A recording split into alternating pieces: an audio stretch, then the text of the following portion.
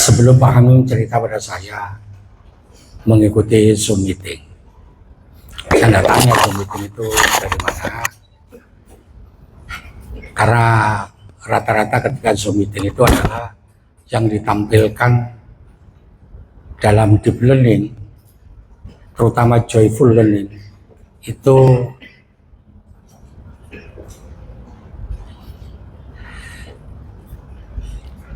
yang ditampilkan adalah bermain peran. Jadi dibuat fragmen ada peran. Nggak mikir instrukturnya itu. Ketika bermain peran itu berarti secara otomatis siswa itu harus menguasai konten materi dulu. Dibutuhkan waktu yang lama. Jangankan gurunya, siswanya, gurunya saja ketika ditanya tentang konten materi juga butuh waktu yang lama. Makanya saya siasati dengan lagu, dengan cerita pewayangan yang saya diprotes sama Bu Leli itu. Apa mister itu? Wayang Sengkuni kok perempuan, Sengkuni itu laki-laki. Iya, laki-laki itu ada yang suaranya lembut, ada yang suaranya cempreng, ada yang suaranya keras gitu. Ya, fragmentasi yang sudah diajarkan di Zoom meetingnya Pak Hamim itu sebetulnya sudah saya gagas dengan bermain lanjut kata dan kalimat. Kita nanti akan mencontohkan, kalau bisa dikatakan bermain kata atau kalimat atau lanjut kata atau kalimat, itu berarti secara otomatis paling tidak beban siswa untuk bermain fragmentasi atau bermain peran itu dibutuhkan latihan. Latihan itu butuh dialog. Itu yang tidak dipikir orang Indonesia. Makanya Masya Allah, ketika ada nilai Menteri Pendidikan Dasar dan Menengah, itu termasuk dapat peringkat kelima, kinerja Menteri terbaik. Iya, betul terbaik. Paling berhasil Menteri Pendidikan ini mengembalikan lagi peserta didik balik mana tadi murid. Banyak Menteri Pendidikan itu yang berhasil merubah SMP jadi SLTP, merubah SMA jadi SMU. Ini berhasil merubah A, U, E, O. Menurut jari ini berhasil, Masya Allah. Berhasil lagi merubah zonasi dengan dolisimi.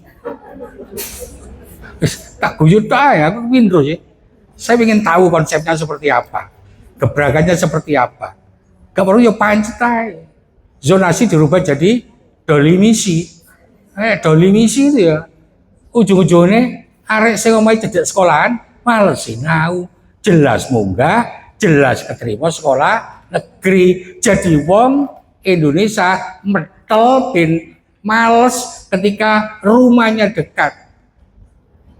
Ketika asli saya di Dialoa, mau ke Juanda jauh, mau ke Gedangan jauh, mau ke Waru jauh, mau ke Taman jauh, gak bakalan dapat keterima di sekolah negeri dari proses sistem zonasi. Itu sama Pak Gibran sudah dimunculkan itu, tapi ternyata tidak direspon. Mengapa? Karena zonasi itu warisan dari Menteri Pendidikan yang dulu-dulu. Tuhan Allah satu, tak berbapak ibu, tak beranak dan tak bersekutu. Tuhan Maha Esa, tak ada bandingnya, pencipta alam dan manusia. Siap-siap Pak Gofur. Allahu Akbar, Allahu Akbar, Allah Maha Besar. Allah itu bukan hanya Maha Besar, tapi Allah juga punya 99 nama. Selain Allah itu punya 99 nama, Allah itu juga punya sifat wujud, qidam, baqo. Lanjut Pak Gofur. Si Pak Gofur iki ojo derek-derek.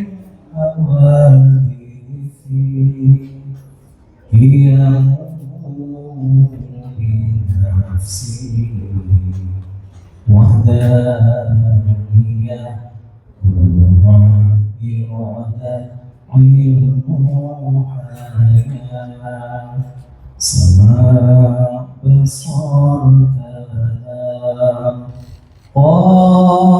qadiran muridan aliman hayyan sami'an basiran mutakalliman. Ketika Allah itu punya sifat wajib, saya dah tanya ke cocok takoni sifat mokali hari. Biasanya sing diapal sifat wajib itu, dah saya tanya ke sana. Selain punya 99 nama Asmaul Husna yang tiap pagi sudah kita baca di proses pembiasaan pagi, Allah juga punya sifat wajib. Ketika Allah itu sudah punya sifat wajib, maka yang perlu kita ketahui semua, dan anak-anakku kita ketahui semua, baru ini muncul pertanyaan, bagaimana cara kita untuk membesarkan asma Allah itu? Ketika muncul bagaimana cara itu berarti jenah.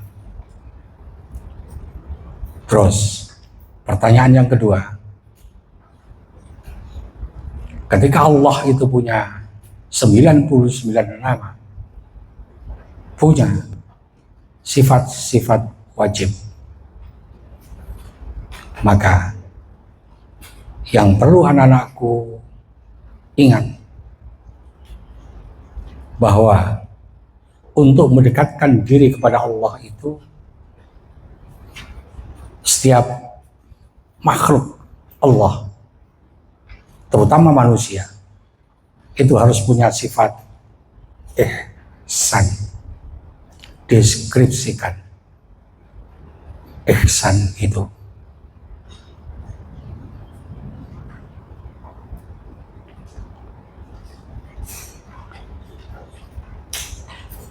Pertanyaan yang ketiga,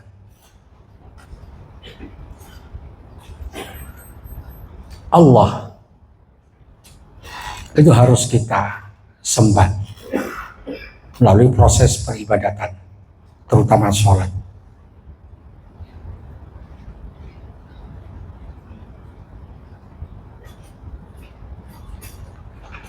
Lakukan proses telaah.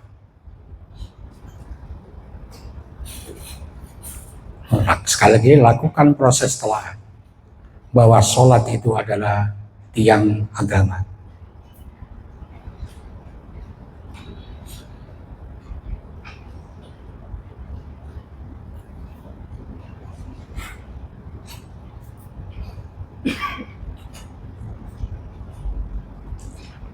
Sudah ada berapa soal basic?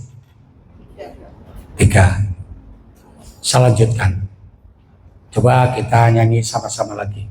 Tuhan Allah satu, tak berbapa ibu, tak beranak dan tak bersekutu.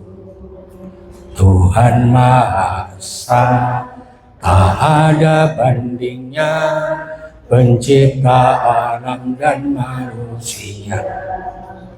Allahu Akbar, Allahu Akbar. Akbar. Allah Maha Besar. Allah itu pencipta alam semesta. Berbicara tentang alam semesta, itu saya lebih sering mengajarkan kepada anak-anak dalam proses menghafal. Karena urutan tata surya itu tidak boleh putar balik. Ketika urutan tata surya itu harus dihafalkan, maka saya sebut Mer, Ven, Bu, Mar, Yu, Saur, Nep. Kalau dua ada Pluto. Karena Pluto sekarang sudah tidak lagi sebagai planet. Mer, Ven, Bu, Mar, Yu, Saur, Nep.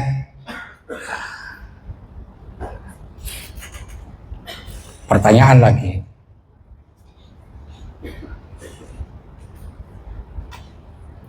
Deskripsikan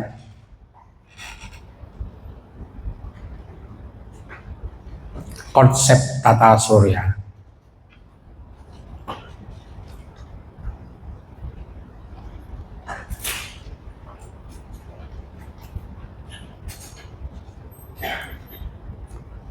Berikut bandingkan antara orbit dengan ekliptika.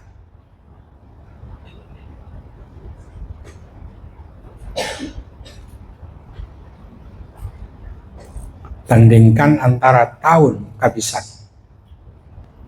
dengan tahun Masehi, yang alhamdulillah tahun ini termasuk dalam kategori tahun Kabisan.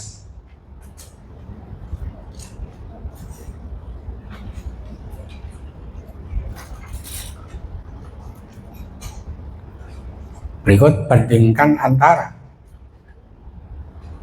rotasi bumi dan revolusi bumi.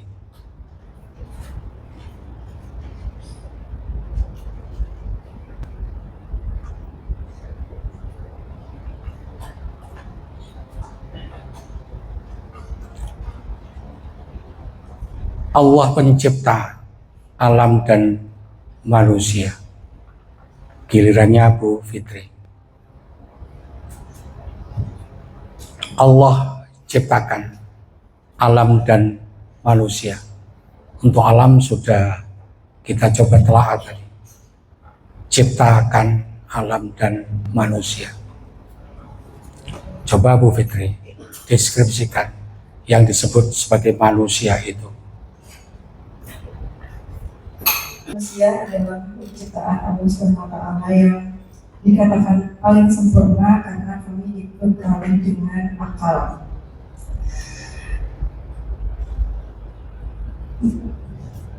Ya, manusia di dalam tubuhnya terdiri dari jasmani dan rohani,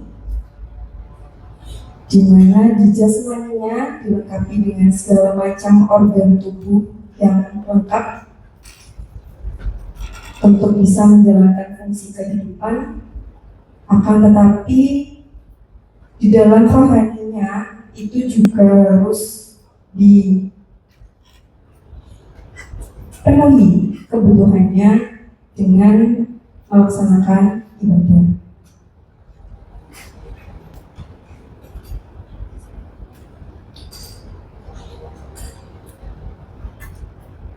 Lanjut. Masih butuh penjelasan yang lama, makanya sampai tadi yang saya suruh maju. Berbicara tentang jasmani, yaitu organ-organ tubuh manusia, kita dibekali dengan organ yang paling utama, yaitu otak, yang mana otak merupakan pusat atau center yang mengatur seluruh aktivitas dari tubuh kita. Seluruh hal yang terjadi di dalam tubuh pasti akan dikontrol oleh otak, di mana otak memerintah setiap organ itu dengan menyalurkan instruksi melewati sistem saraf, sehingga organ bisa melaksanakan perintah dari otak. Begitu pula sebaliknya, ketika ada rangsangan atau impuls yang diterima oleh organ tubuh kita, maka akan disalurkan oleh saraf menuju ke otak untuk diinterpretasikan dan dimaknai sebagai rangsangan apa dan apa yang berikutnya terjadi di dalam tubuh kita.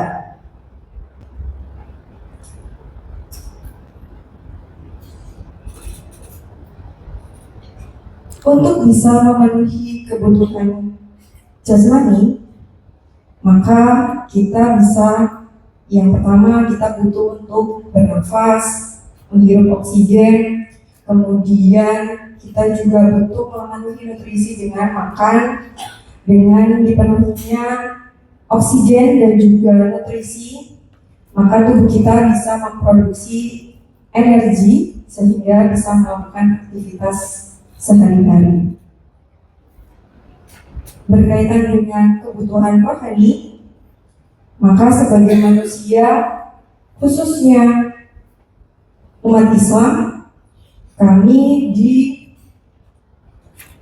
diperintahkan untuk melaksanakan ibadah kepada Allah Subhanahu wa Ta'ala sebagai pencipta kita, sehingga muncul ketenangan di dalam diri karena kita sudah meminta perlindungan dari Allah Subhanahu wa Ta'ala. Intinya, sebagai manusia, kedua hal tersebut, kebutuhan jasmani dan rohaninya, harus tercukupi dengan melaksanakan atau melakukan hal-hal yang saya sebutkan tadi. Terus berkaitan dengan akal pikiran yang tadi sudah saya sebut, sebagai manusia, karena kita dibekali dengan akal, maka dalam bertindak atau mengambil sebuah keputusan pasti harus dipikirkan dengan matang-matang apa resiko, apa keuntungan dari hal yang kita lakukan, supaya bisa meminimalisir terjadinya hal yang negatif dan tidak sampai merugikan diri sendiri ataupun orang lain.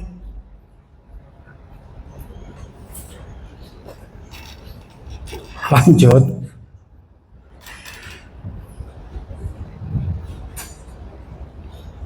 Sebagai manusia, untuk bisa bertahan hidup, kita juga harus bisa berinteraksi dengan orang lain.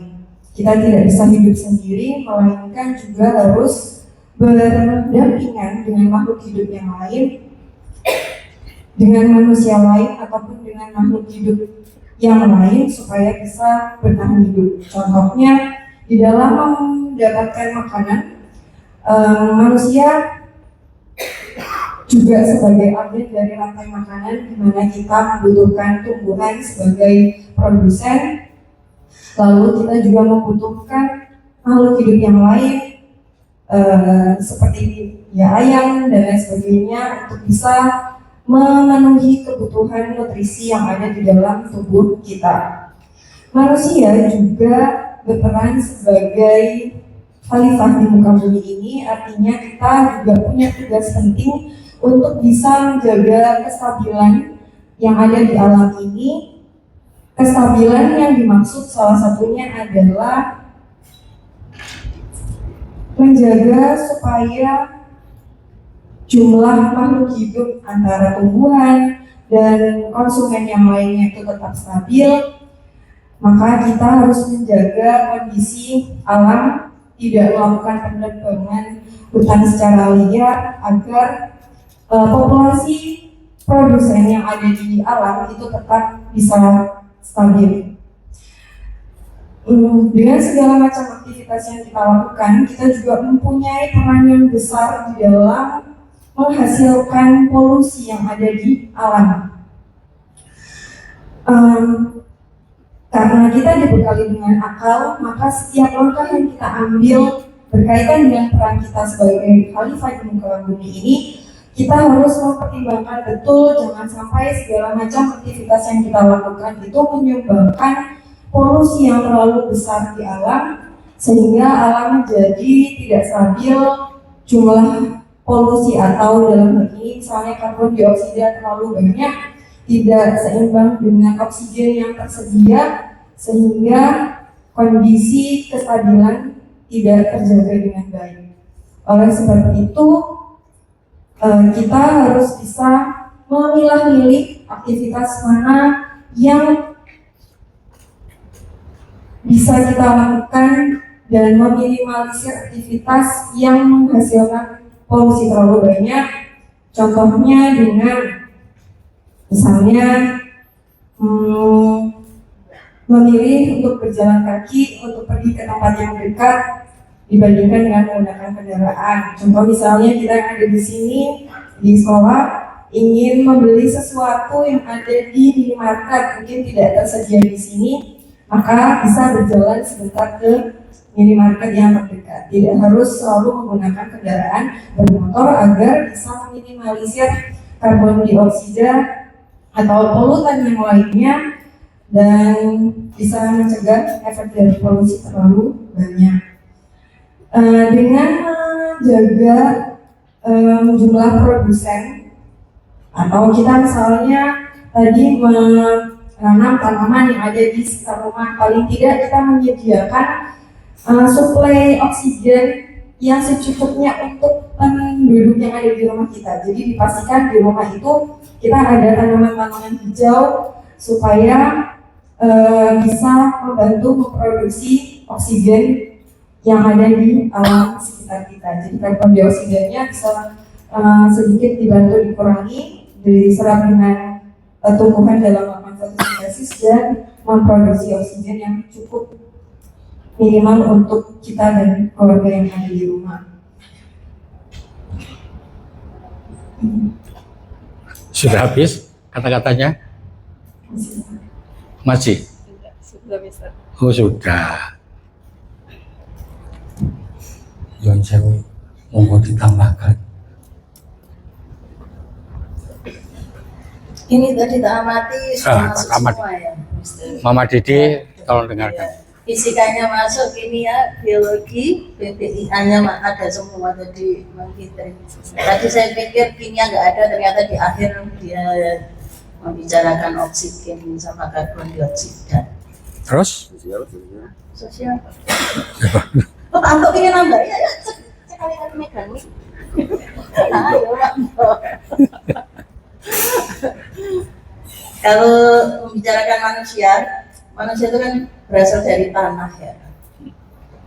Maka kita bisa membahas tentang tanah, akhirnya ke macam-macam batuan ya. Ah ya, kurang tadi. Akhirnya ke situ. Dan jangan banyak-banyak Mister. Oprek Mama Dede. Ya, kurang batu-batuan yang disinggung. Terus kurang lagi yang paling esensi yang dilupakan Bu Fitri. Saya tadi kan disebut manusia. Iya. Manusia disebut manusia itu karena bernafas. Iya. Selama ada nafas, si manusia. Nafasnya gak ono, mayit. Gitu. Jadi mulai proses respirasi. Wah, iku senengane metang-metang reproduksi sing dile.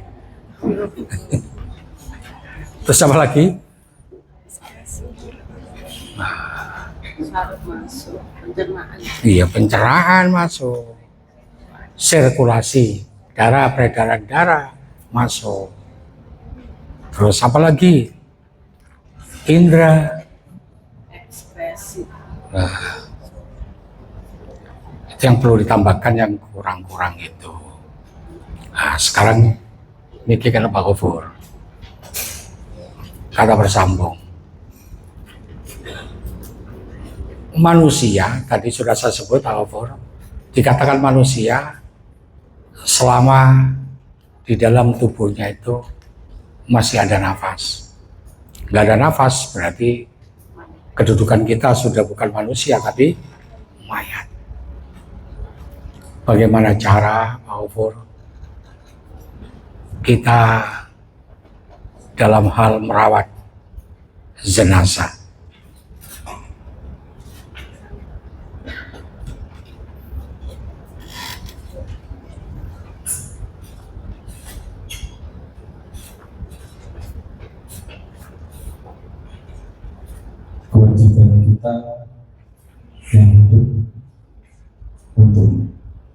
memperlakukan atau merawat jenazah. Yang pertama adalah dengan memandikan, mensucikan. Yang kedua, kafan. Yang ketiga, mensolatkan, mensolati. Dan yang terakhir adalah memakamkan.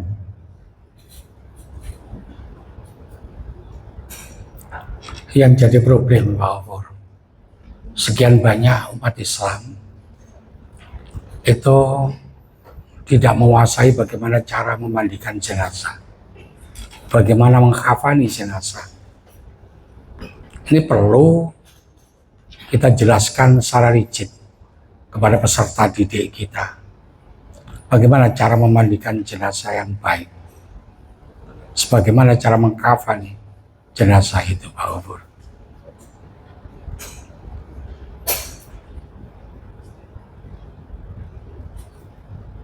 Secara detail mungkin saya belum memahami. Ya kalau secara detail butuh praktek, ini dia prakteknya lego. Kakek, kakek.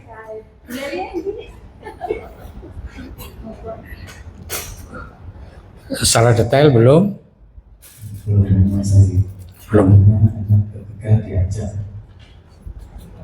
memandikan beberapa keluarga yang berusaha mengamati dan membantu. Jadi belum pernah Pak Opor paling tidak ngeramuti mayat itu. Secara keseluruhan bukan hanya membantu Oh ya. memandikan. Pengalaman empiris saya masih ganteng dulu. Ketika mertua saya meninggal, saya ikut memandikan jenazah itu. Ya paling tidak di dalam debat sama Pak Mudin. Jadi ada beberapa perilaku yang dilakukan oleh masyarakat ketika mensucikan mayat itu banyak yang salah. Makanya mutlak guru-guru agama nanti ketika pelaksanaan Ramadan, di situ ada pondok Ramadan, maka diskedulkan agar hidup kita gak jaga no mudin, rapi jaga no mudin, mati jaga no mudin, nah oleh kamar jaga no iya tapi bumpen jaga no satpam ngono. Hah? Oh. Baik, kita tambahkan pertanyaan Bu Esti tadi dari tinjauan yang dilakukan oleh Bu Fitri. Jadi mengapa orang itu harus mempertahankan hidup?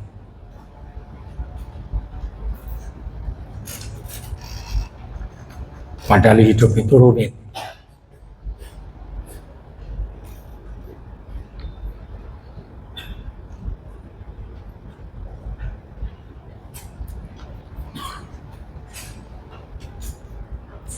Dua. Oh, selanjutnya tadi soalnya. Nomor berikutnya. Mengapa respirasi itu menjadi penentu hidup dan matinya seseorang?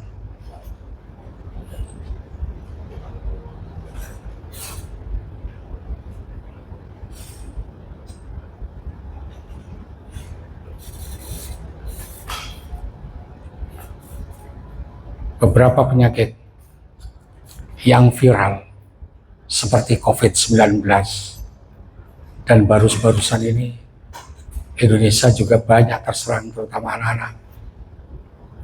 Bahkan dalam satu hari itu anak-anak yang izin itu sampai kapan hari saya lihat di kelas 8 itu yang izin sakit sampai ada 8 anak dalam satu kelas.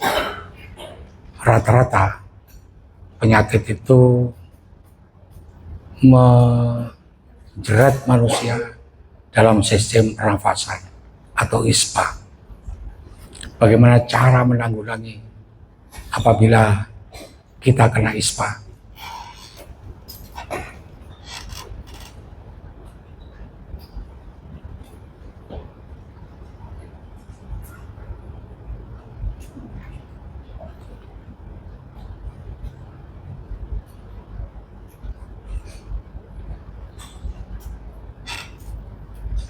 Banyak anak usia tumbuh kembang itu yang kena penyakit gagal ginjal karena asupan makanan dan minuman yang dimakan dan diminum itu rata-rata makanan tidak sehat.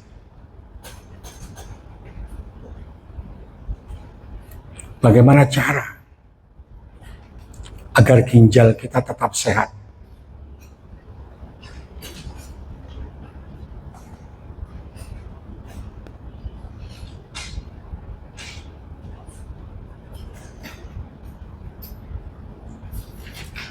Berikut program makan siang bergizi.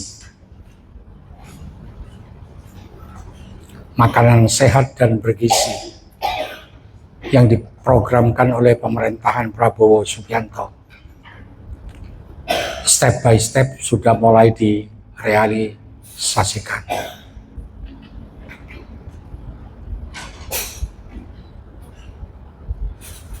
Bagaimana cara menyikapi apabila makanan sehat dan bergizi itu diberikan kepada ngomong peserta didik lah ya, murid saya gitu. Jadi sekali-kali jangan peserta didik diganti murid. Ya. Murid yang sudah tidak terbiasa makan sayur di rumah, dia akan menolak makanan sehat dan bergizi yang diberikan pemerintah itu.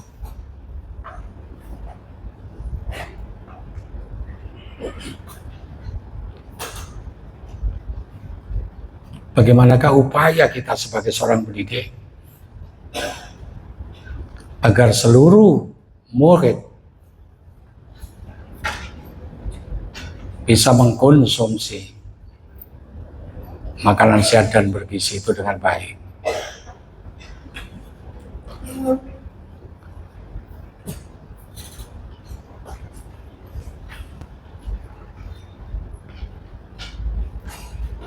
Nomor berikutnya,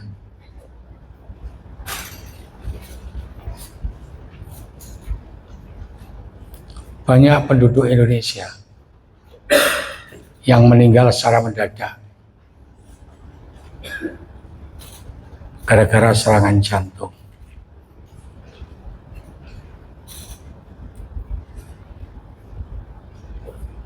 Bagaimana cara merawat jantung kita agar dapat berfungsi dengan normal?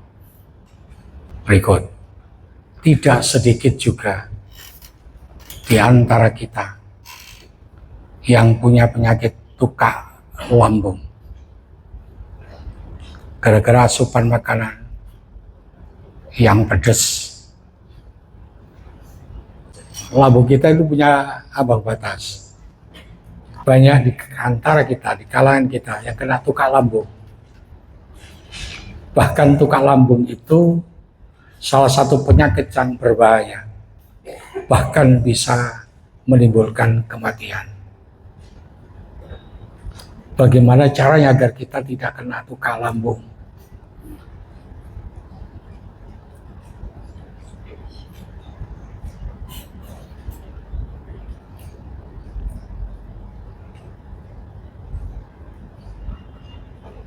Wes, ada berapa nomor Bes? 21. 21.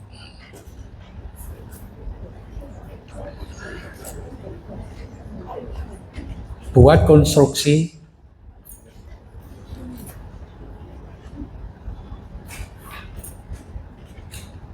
kereta jenazah.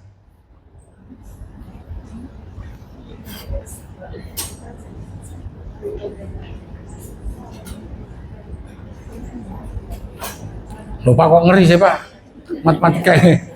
Iya, loh iya. Kok, loh iya. Orang itu, makanya, nek wong iku sedih, urip nang nggone donya, iku mlipira nyedhok kuburan. Ndek ngene ngarep kuburan. Sama niling ku ape nek kuburan. Lambar jerit kepengin balik nek donya, kepingin berbuat baik. Makanya nek donya iku aja jahat. Ojo dididik dengki, ojo dididik meri. Sama nek dadi meri melok Raffi Ahmad, udah kaya raya. Meri sama simpen nggone ati, ngenes urip iku. Orang sing sampean meri ini lho, sampean iri lho. Pokoknya tidur nyenyak, gak ngerasa apa-apa. Sampean dhewe sing mangkel, cekot ati ini, kagak mikir wong.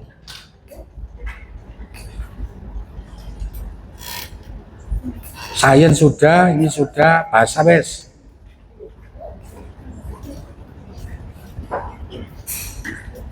Buat teks narasi tentang manusia. Bawahnya translate teks narasi tersebut dengan bahasa Arab dan Inggris.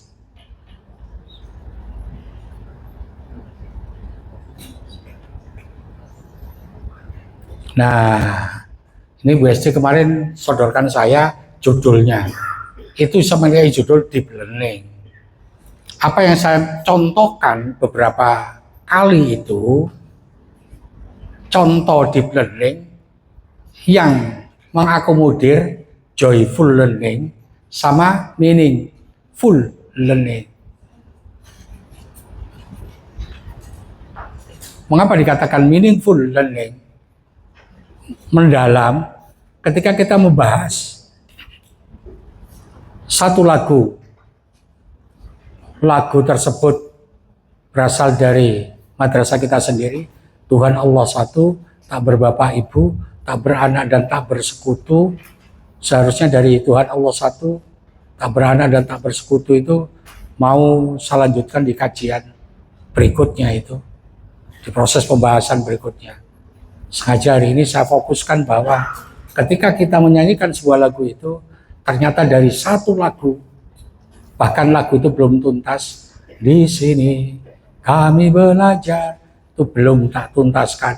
Itu ternyata ketika kita kaji, berdasarkan pengetahuan yang kita miliki, banyak disiplin ilmu yang saling terkait dan harusnya kita keluarkan. Itulah yang diharapkan oleh Profesor Stella Christie. Jadi pembelajaran mendalam itu bagaimana caranya kita mengaitkan satu mapel dengan mapel yang lain. Tadi taruhlah kalau ada mapel sains, maka di situ ada masuk juga matematikanya, ada masuk juga agamanya. Itu termasuk apa tadi? Meaningful learning. Joyful learning itu pembelajaran menyenangkan. Pembelajaran menyenangkan itu sama Bapak Menteri diganti dengan joyful learning. Tapi intinya siapa yang keplok-keplok. Yang saya sama sekali tidak setuju dan tidak sependapat. Kita punya gaya sendiri, punya style sendiri. Itu. Apapun kurikulum yang mau dirubah, ketika gurunya tidak menguasai materi, terutama mengaitkan materi, ya percuma saja, nggak jadi. Guanti opo ae modele, nggak bakalan bisa jadi. Seharusnya digarap itu adalah bagaimana caranya agar guru-guru itu menguasai. Nah ini salah satu bentuk ijtihad yang kami lakukan di lembaga ini. Ya apa cara nih guru-guru itu melek pengetahuan. Pengetahuan kita ini harus tumbuh dan berkembang terus. Hidup saja pengen tumbuh dan berkembang. Masa ilmu pengetahuan nggak tumbuh dan berkembang. Ini yang perlu saya tekankan dan sampaikan kepada sampean semua. Kalau dulu pembelajaran bermakna. Pembelajaran bermakna itu di kurikulum terbaru yaitu meaningful learning. Ini mumpung ada Pak Anto. Kalau di Jenggolo 53 itu ada kegiatan-kegiatan. Tolong kirimkan perwakilan MA ke sini. Kayak apa Pak Ari? Loh, ya paling tidak ketika kelas 9 kumpul bareng, kelas 7 kumpul bareng, kelas 8 kumpul bareng. Saya mempromosikan MAB. Ketika saya mempromosikan MAB, maka di situ akan muncul perwakilan dari MAB itu menguatkan. Jadi yang dipikirkan kesiswaan itu bukan hanya Gema. Yang perlu dipikirkan Gema Rifa Roh Jinawi. Ya. Bukan hanya Gema tampilan-tampilan itu. Tapi bagaimana meyakinkan audien, meyakinkan murid-murid itu. Agar dia tidak pindah jalur.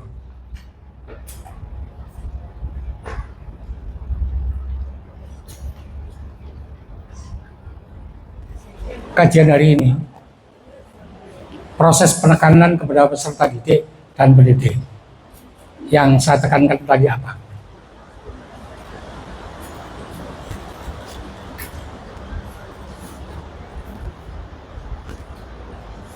Intinya ada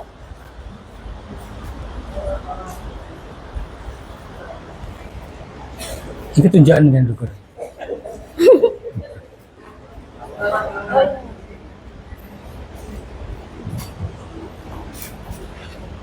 intinya adalah bagaimana caranya kita untuk bisa menjadi hamba Allah yang Terus gimana? melalui sabar dan sholat dan sabar ya. Sabar dan sabar. Iya. Terus Terus kemudian bagaimana caranya kita untuk terus menjaga kesehatan karena loh, melarang. Terus dari soal-soal tadi Mbak. loh, kok soal-soal?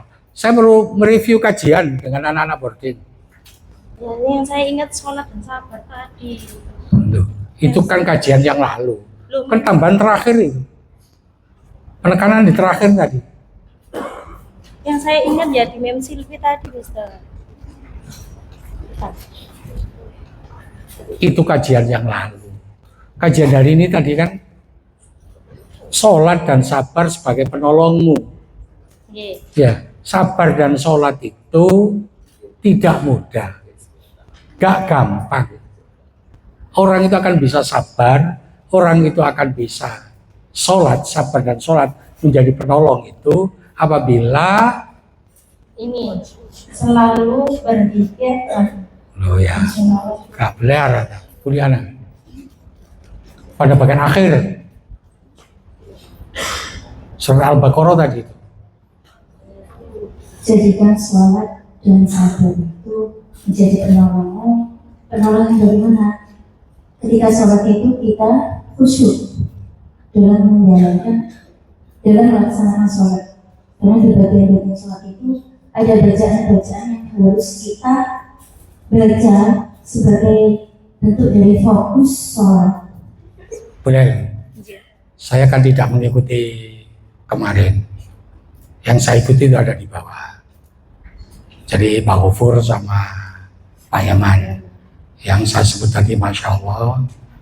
Jadi interaksi komunikatif. Anak-anak nggak obah sampai acara itu selesai. Yang jelas orang itu kalau di dalam hatinya bersih, bisa menerima masukan dari siapapun, dari nikah mangkel, maka jelas dia akan jadi. Itu yang terjadi ada di bawah, di MTS, di kelas kecil. Saya jujur ya Mister, Ya. saya mendengar itu aslinya tertarik juga kepingin nonton berdua Pak Gofur sama Pak Yaman kemarin. Loh, lebih asik di belakang itu. Iya kayaknya Evaluasi dari bawah dulu. untuk yang tausiah ya. Ya. Pangapunten, pangapunten juga semuanya. Ini kan pengamatan saya ya. Mungkin yang lain juga berbeda nanti. Mesti lebih baik. Kalau untuk di kelas kecil eh, terlalu banyak materi yang seharusnya tidak disampaikan, gitu. Satu. Materinya terlalu padat berarti. Bukan Bukan padat. maksudnya yang nggak usah disampaikan ke anak-anak itu disampaikan, itu yang bukan yang esensi gitu. Iya. Kan esensinya sholat yang mi'rajul mu'minin itu seperti apa? Nah, nggak dibahas itu kemarin. Ada tapi di bagian akhir, tapi karena keterbatasan waktu akhirnya nggak bisa maksimal disampaikan. Gitu ya. Jadi, Di antara Pak Hanafi sama Mem Viro, viral.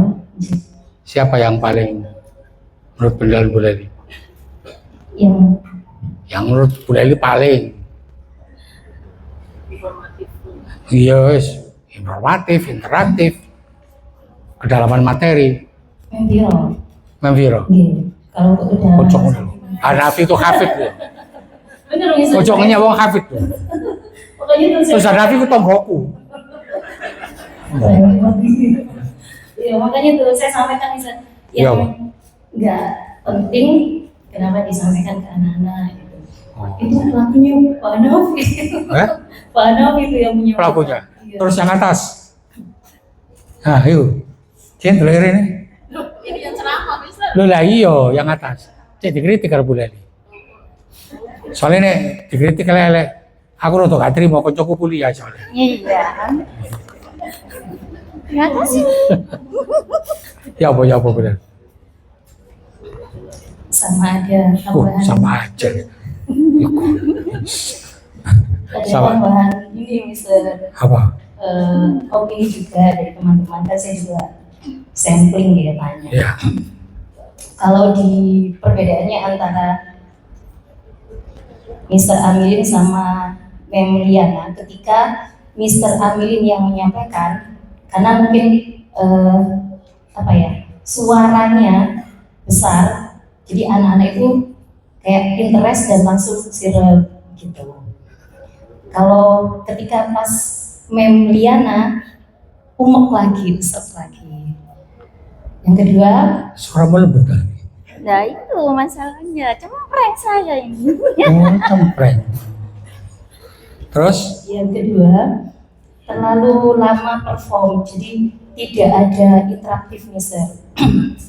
Interaktifnya kurang antara Mister Amilin dengan Mem Liana, sehingga terkesan monoton gitu. Interaktif dengan anak-anak ada di akhir ya, ketika diajak bersolawat bersama.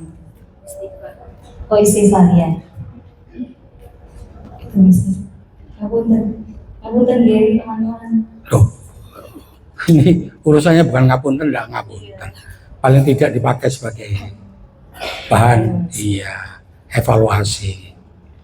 Ya berarti nanti di periode berikutnya saya duetkan Bu Leli sama Pak Hanafi.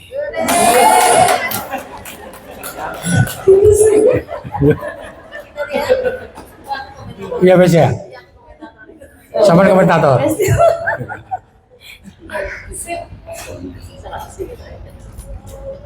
Mengapa sih itu saya lakukan? Karena kembali saya tuh stay di kegiatan tausiah itu. Ketika trio di MTSB kemarin tuh asyik. Ya, pembelajar cepat itu Master Pandu. Saya katakan pembelajar cepat ya, dalam tataran itu Bu Leli saja masih terkesima ketika Pak Pandu ya tausiah dan memimpin istighosah. Sampai ngurungokno lho Pak Pandu. Bu Leli itu di kantor saya mendengarkan Pak Pandu. Ya, Pak Pandu, Pak Yaman, dan ada satu lagi yang dari MTSB sing go panteng dhewe Pak Misbah. Ya, trio itu bagus. Kemarin saya coba trio jadi duet. Nah, ternyata yang ada di bawah walaupun satu ada di MI, satunya ada di MTS, bisa ketemu guyub. Nah, ini podo-podo MI ini. TikTok itu kudu muncul. Jadi ibarat seorang pelawak itu tektokan itu harus dimunculkan. Supaya muncul interaksi, muncul komunikasi, mengajak audien untuk ikut aktif. Oh, dan itu perlu dilatih. Berarti menurut Bu Leli sih gak bagus, Bu Liana? Bagus, betul. Loh, lah iya sih gak bagus. Berarti ini sih gak bagus. Urung nang TPG kaget kan? Ya, berangkat sendiri. Ya berangkat tuh loh Bi. Nek kon tinggal berangkat sendiri aku jadi anak. Nyicipin mobil barunya loh misalnya. Apa? Yo gak tahu ditari aku mobil baru. Gitu. Ya sudah, silakan balik.